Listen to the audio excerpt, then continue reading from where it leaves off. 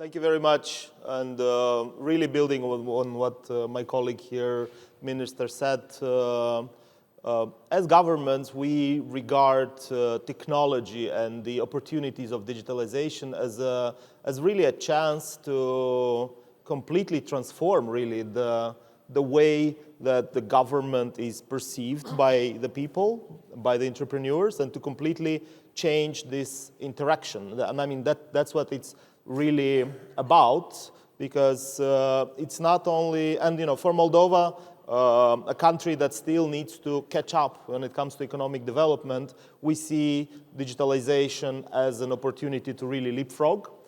Because if, for example, Estonia can save up to 2% of GDP thanks to digitalization, then this is something to keep in mind. If you want to jump faster, if you want to accelerate your growth, then efficiency is a resource that is, well, virtually infinite. It can never be fast enough or cheap enough or easy enough. So there is always opportunities to improve.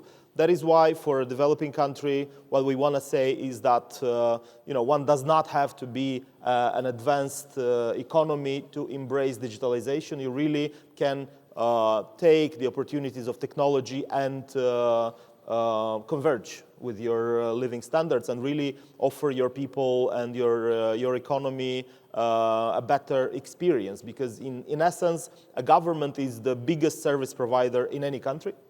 And when you go to a bank, or when you go to a restaurant, or when you go to a hotel like this beautiful venue that we are in, you expect the highest quality of service. So when the citizen is coming to a public office requesting for a service, they are entitled to the highest quality of service, because they are really our customers in this situation. That is why it's also an opportunity to build trust.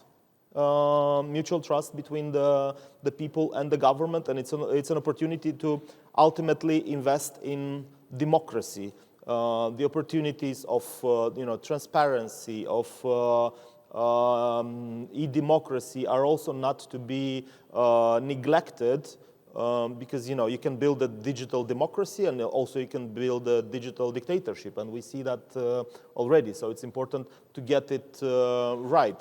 That is, our vision. That is why we have moved really fast. So compared to last year, when we had around 30% of public services available online, only less than a year later, we already have 60%, and we're going to all 100%. And moreover, the message that is being sent, especially by the entrepreneurs, those who are seeing directly the opportunities, is very strong and convincing, because 80% right now in the first quarter of 2024, 80% of interaction between entrepreneurs and the government is already in digital form. That is suggesting that actually, as governments were lagging behind, the people really prefer it, they like it, they use it. So with 60% of services available, 80% of all interaction in the first quarter was online. So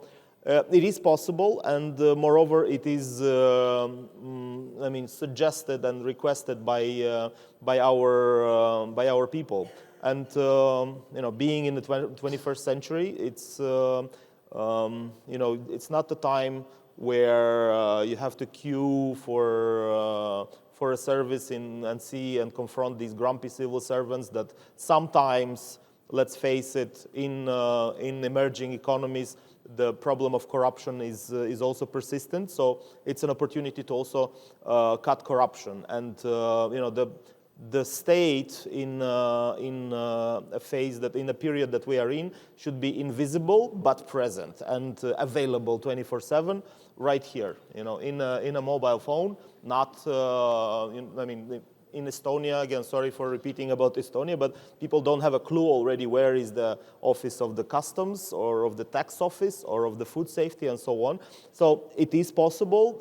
It is possible with relatively modest investments, because it's also good economics, and it's a good return for our funds that we are investing, and we are moving very fast ahead exactly in order to catch up. Because again, efficiency is a resource that we we can value much more for the economy.